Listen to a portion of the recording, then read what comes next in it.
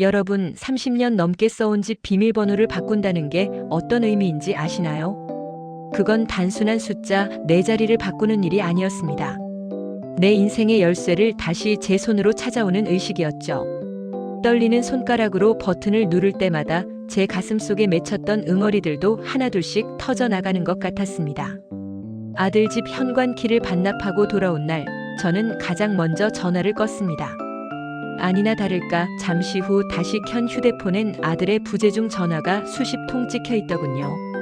다시 걸려온 전화 사과부터 할 줄 알았던 아들의 첫마디는 역시나 제 기대를 저버리지 않았습니다. 엄마, 전화를 왜 안 받아요? 지금 우리 집 난리 났단 말이에요. 애는 누가 보고 저녁은 누가 차려요? 화난 건 알겠는데 일단 와서 얘기해요.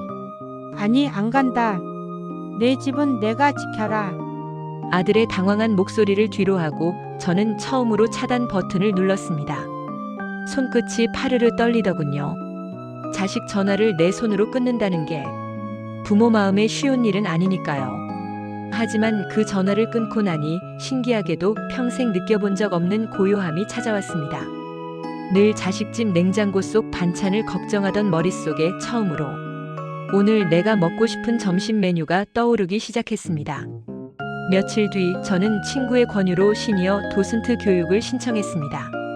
평생 자식 뒷바라지하느라 박물관 한 번 제대로 못 가본 제가 이제는 남들에게 역사를 설명하는 공부를 시작한 거죠. 아침마다 무릎에 파스를 붙이던 손으로 이제는 예쁜 수첩과 볼펜을 줍니다. 아들 집으로 출근하던 왕복 2시간이 이제는 오롯이 나를 채우는 설렘의 시간으로 바뀌었습니다.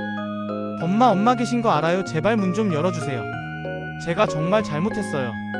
일주일을 버티던 아들이 결국 제 집 문 앞까지 찾아왔습니다. 예전 같으면 버선발로 뛰어나갔겠지만 저는 조용히 찻잔을 내려놓고 문을 열어주었습니다. 현관 앞에 무릎을 꿇고 앉은 아들의 몰골이 말이 아니더군요. 제가 없던 일주일 사이 집안은 엉망이 되었고 그제야 제 빈자리가 취미 생활이 아니라 목숨 같은 헌신이었다는 걸 깨달은 모양입니다. 엄마가 당연히 거기 있을 줄 알았어요. 엄마가 아픈 것도 서운한 것도 관심조차 없었어요. 저 정말 나쁜 놈이에요. 엄마, 제발 돌아와 주시면 안 돼요? 아들의 눈물을 보니 마음 한구석이 짠해졌습니다. 하지만 다시 예전으로 돌아갈 순 없다는 걸 압니다. 저는 울고 있는 아들의 어깨를 다독이는 대신 거리를 두고 마주 앉았습니다. 그리고 단호하게 말했죠. 나는 너의 엄마지만 이제는 정숙이라는 사람으로 살고 싶구나. 너희 집 비밀번호는 잊었다. 그러니 너도 내 집 번호를 알려고 하지 마라. 여러분, 자식을 끊어낸다는 건 자식을 버리는 게 아닙니다. 자식에게 쏠려있던 시선을 비로소 나 자신에게 돌리는 일이죠. 거울 속을 들여다봤습니다. 정숙이라는 여자가 웃고 있더군요. 그 웃음이 얼마나 예쁜지 저는 65살이 되어서야 처음 알았습니다. 그런데 말이죠. 자식과의 거리를 두기 시작하자 오히려 예전보다 더 따뜻한 온기가 저희 사이에 흐르기 시작했습니다. 그렇게 한 달이 지났을까요? 제 휴대폰에 짧은 사진 한 장이 도착했습니다.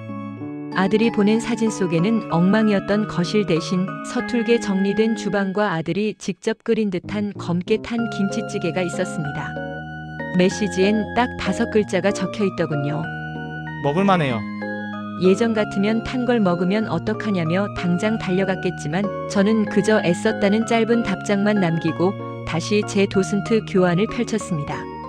제가 답을 아껴서였을까요? 늘 일방적으로 요구만 하던 아들의 태도가 조금씩 변하기 시작했습니다. 이제 아들은 더 이상 당연하다는 듯 비밀번호를 묻지 않습니다. 대신 주말이 되면 문 밖에서 조심스럽게 전화를 겁니다. 엄마, 저 문 앞이에요. 반찬 조금 가져왔는데 잠깐 들어가서 얼굴만 봬도 될까요? 문을 열어주면 아들은 집안을 살피며 놀라곤 합니다.